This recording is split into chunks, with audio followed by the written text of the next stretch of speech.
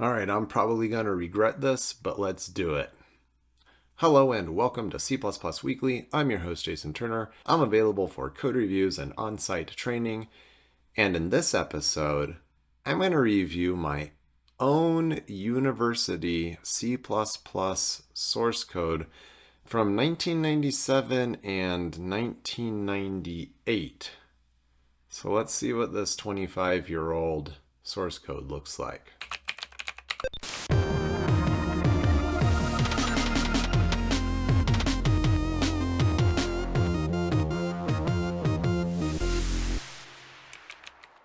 This episode is sponsored by JetBrains.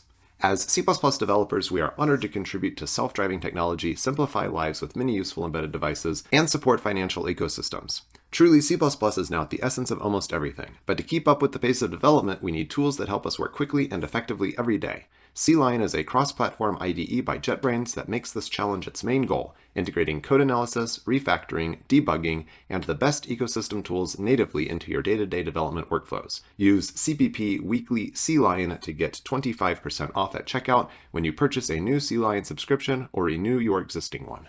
So I've done a little bit of looking through this code, and I know that it's terrible in many ways. And I've got two different projects here. One's called Intro. I have no idea why it's called Intro. I don't remember what it's supposed to be. And one is called infizz. And I know infizz was an infix expression parser. Like, I remember something about this one. Now, the one called Intro, I'm pretty sure I did as a team project. And this one, I'm pretty sure I did not do as a team project. Well, let's just see what we find. First of all, I don't think I actually have the main for this infizz thing. The main that we were looking at a moment ago is for the intro. I do have my original Visual Studio 5 project files in here. Ooh, and an executable. Probably shouldn't run that. But let's see. Let's start at the string tokenizer. Let's start here. Okay. Now, let's see, I use tabs for indentation, which I personally don't do today.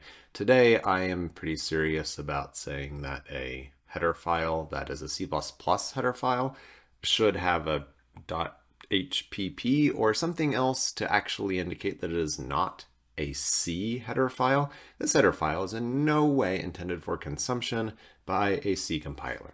So since it's not intended for consumption by a C compiler, I'm just going to go ahead and rename that to an HPP. I am strongly opinionated about this, and I feel like I am justified in my opinions. All right, this is weird. I never would write this today. The fact that I've got like spaces on both sides of the stars, and I definitely would not be passing around raw pointers today. Particularly not non-const raw point. What is this? Why do I have a pointer to something called string? Why didn't I use standard string or something at least? And then I've got these things, is number, is operator, is whitespace, and they're returning integers instead of bools. I don't know if I was using a compiler so long ago that it didn't support Booleans yet. I don't know, but this is definitely also not the right size type. So these should all be bool. Let's just go ahead and change these function signatures. I wonder if I can do that here with a refactor. No refactoring is available. Okay. Now I'm actually wishing that I had pulled this up in CLion because CLion has outstanding refactoring tools. So let's just do the quick version. This should be bool. And I'm terrified of the fact that this returns a non-const pointer to a substring, and I have no idea how that's being managed. But this is why this doesn't even make sense. This should be a static function, or it should be a free function. The fact that it's a member function makes no sense at all. It shouldn't be relying on anything in the current state. Let's go look at the thing. Yeah, so is number car, yeah, this should absolutely be a static function or a free function. And today, of course, I would make it constexpr because of course I would make it constexpr. There's absolutely no reason to say that these things might execute at runtime. I mean, if I can do it at compile time, I should do it at compile time. And that should also be no discard if am I trying to modernize this code, or am I just doing a code review of it? I'm doing a code review, but these things should definitely be no discard, and, well, I'm not going to bother with no, well, maybe I'll bother with no accept. Let's go ahead and make them no accept while we're at it. All right. We're starting to kind of maybe get somewhere, but I'm bothered by this current offset and this stir lane. Let's see how those are populated. Okay, so I'm passed in a string and I make a copy of the string. That's definitely something. At least I'm not trying to take ownership of the random pointer that was passed to me. This isn't at all how I would do this today. String tokenizer with a set of input strings. Little leery about holding on to a string view. I could make this into a standard string. Let's just make a comment on this. Oh, I should probably be consistent. Something like that. But regardless, this should be a const character pointer passed to me because I really don't want to mutate the thing. And yeah, this current offset and how many, and whether or not there are more tokens. More tokens, more tokens. Where's more tokens? So that should be bool as well. And this should be equal to true. Did I not know that booleans existed at this point in my career? Anything's possible, I guess. Stirlen, though, definitely returns a size t. And this is bothering me. So I don't want to mismatch my types here. Those need to be size t's, and this also needs to be a size t, and I probably don't have the proper headers included. This is an actual potential real memory bug. If someone had given me a string to parse that was more than 2 billion characters long, things would have gone very wrong. And a string that's more than 2 gigabytes, that's absolutely, definitely a thing in today's computing world. All right, I feel like this is almost enough here. If I follow the rule of 0 and I've got this thing into a standard string, then I want to ultimately... All right, that was the first file. Let's see how much damage we can do here. This thing just terrifies me. A class that allows void pointer to be pushed onto and popped off of a stack. Okay, it allows void pointer to be pushed onto and popped off of a stack. It terrifies me because what am I pushing onto here? What am I popping from it? And am I ever properly freeing these things? Like, I almost don't even want to even look at this code, honestly. Yeah, all right, let's just, you know what? I'm going to get rid of this constructor entirely. I'm going to get rid of the constructor here. I can do that.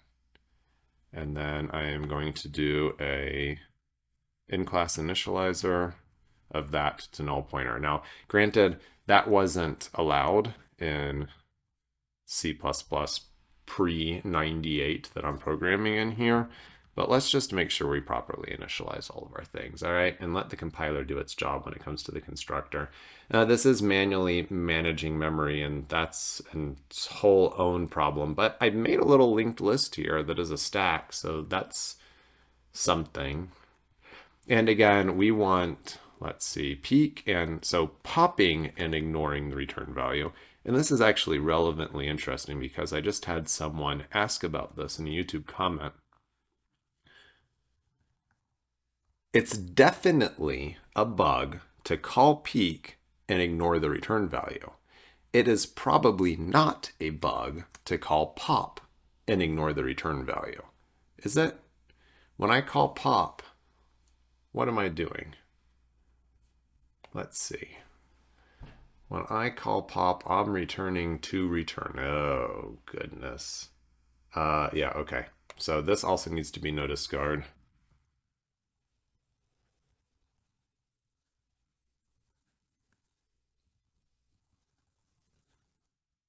Yeah, this is, oh goodness. Yeah, I would definitely not write this code today. There's no clue what's happening with ownership. There's leaked memory probably everywhere. This whole project probably needs to be run with address sanitizer and undefined behavior sanitizer, and it's tiny. And realistically, I should be using like vector or something. But the real question is, why in the world did I create this stack that can take and return void pointers? Like, I don't even understand that. It seems so incredibly dangerous today. All right, so I just pulled up the main and I wanted to see where the stack is used and where the string tokenizer is used. And I noticed this little gem right here. Let's do an end line followed by a flush.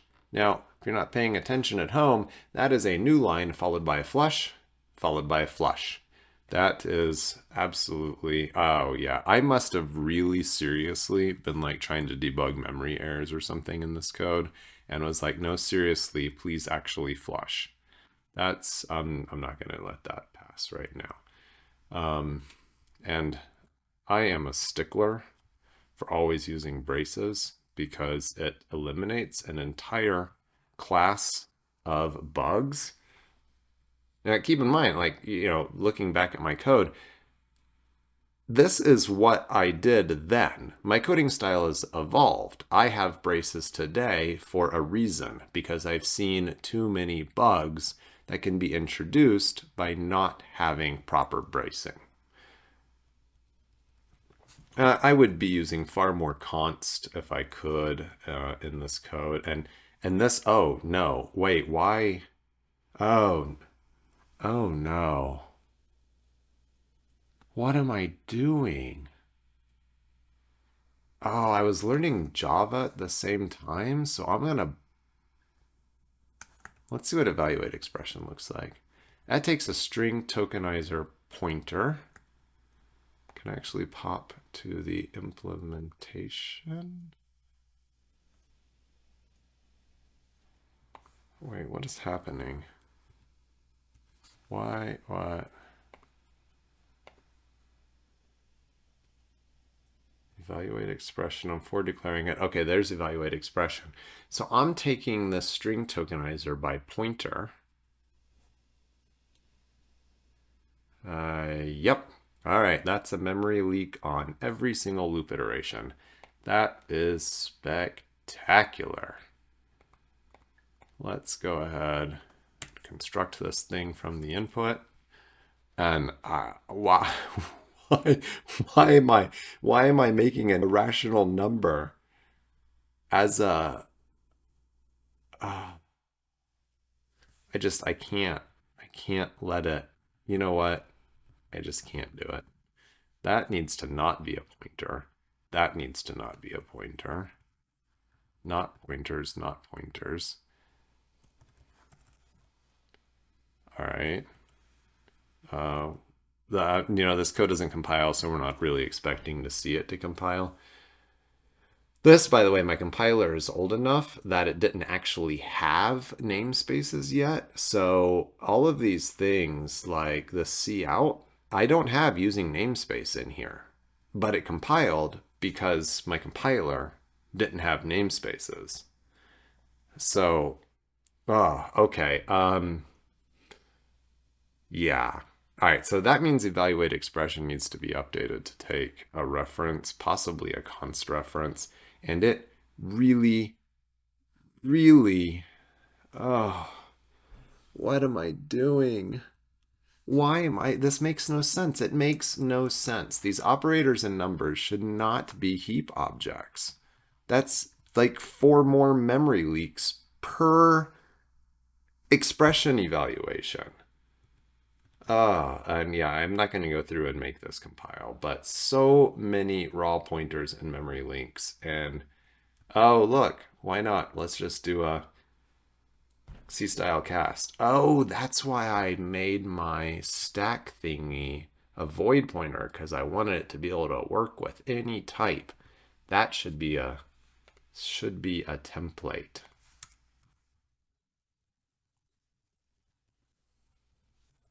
All right. That is, I mean, realistically, it really should just use std vector. That would make far more sense here. Oh, where was I? Um, Man, this is bad. This is so bad. I'm definitely not going to get this compiling right now. So leave a comment right now if you want to see me come back and actually get this code compiling, tested, modernized, running code in C++23. You want me to do that? I will do that. We will do a follow-up episode where I modernize my 25-year-old university project. There's so many things here that just make me sad. It looks like I do have the full project, so that's something, and definitely something that we could fix. Yes, I could definitely do it with this. Okay, so it's expecting to read the input from CN. Okay. Okay, so let's just start making a bunch of to-do items. I'm going to make it in the main file here. I want to use, no, let's change this. Use no heap objects stack. The news and it's the plethora of memory leaks.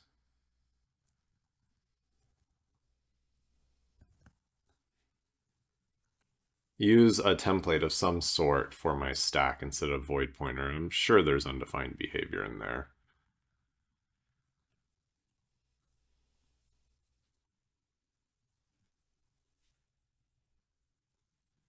Return objects, not pointers. Returning this rational number on the stack, absolutely going to be better performance than doing a new and memory leak that I'm currently doing. College code, it just has to work once, right? Oh, look at this. I actually made true and false macros for myself.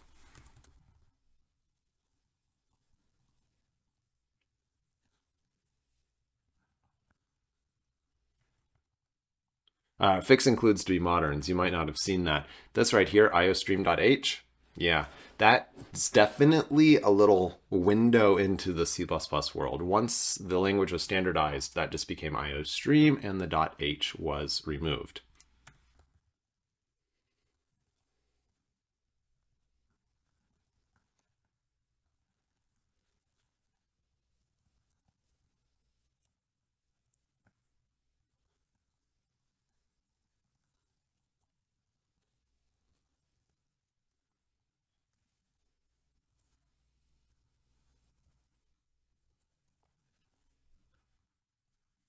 Okay, so let's distinguish these things. This is like we have two different lists.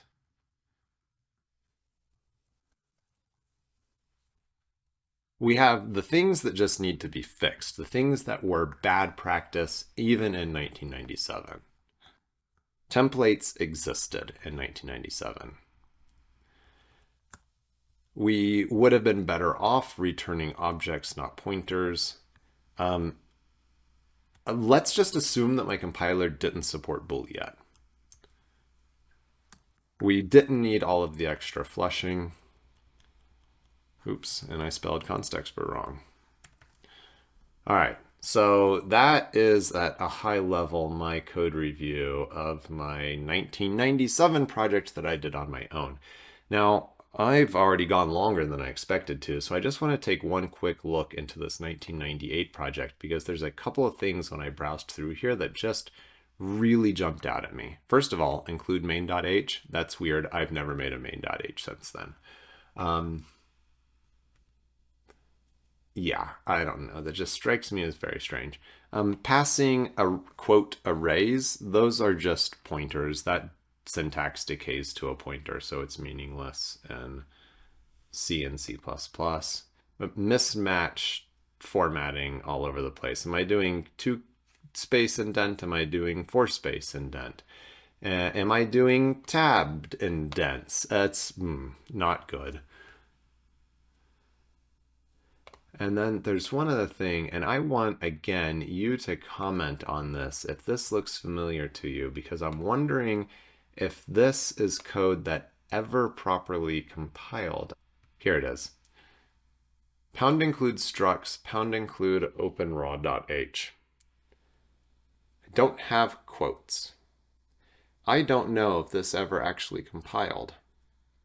There's a lot of code here if it didn't compile. This is the version that, as far as I know, is submitted for my project. So yeah, if you've ever seen a pound include that looked like this, definitely please comment and let me know if you remember if this compiled with very old compilers. But otherwise, thank you for watching this episode of C++ Weekly. This was a weird little semi-live recorded rant / look into my own code. And again, comment if you want to see me update that first project and get it compiling and see what we find. Thanks for watching. Be sure to leave a thumbs up.